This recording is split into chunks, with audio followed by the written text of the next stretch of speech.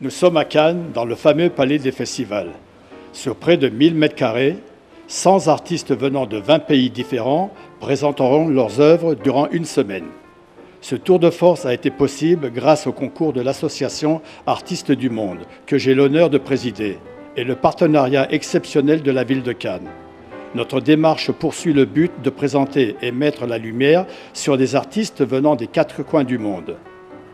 L'association a l'honneur d'avoir comme marraine Madame Marina Picasso. Le public pourra admirer l'ensemble de ses œuvres et un jury de grande qualité donnera le prix de l'association Artistes du Monde. Dans ce jury, nous comptons sur le président Antoine Antonelli et également président du patrimoine européen. Béatrice Serre, bonjour. Bonjour.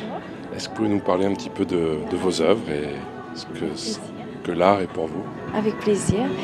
L'art, pour moi, est un mode d'expression, un langage universel. Je pense que c'est vraiment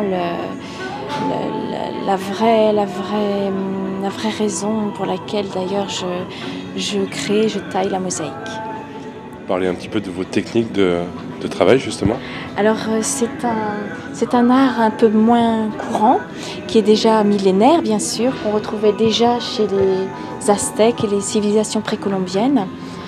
Donc, je vous présente différentes œuvres avec différents styles, mais avec des thèmes toujours des civilisations, en astronomie, des œuvres classiques, moderne, design, mais toujours avec la technique ancienne, la taille de la marteline et du bio, avec la pin japonaise pour raffiner les petites tesselles, qui est le symbole de la mosaïque. Le tableau représente les peintures de grottes de Shepherd. Donc j'ai repris tous les motifs graphiques qui me paraissaient extrêmement intéressants, qui figurent donc sur de la pierre, en mosaïque, donc peinture est devenue pierre. Mais la pierre reste dans le temps, c'est la mémoire en fait de notre planète.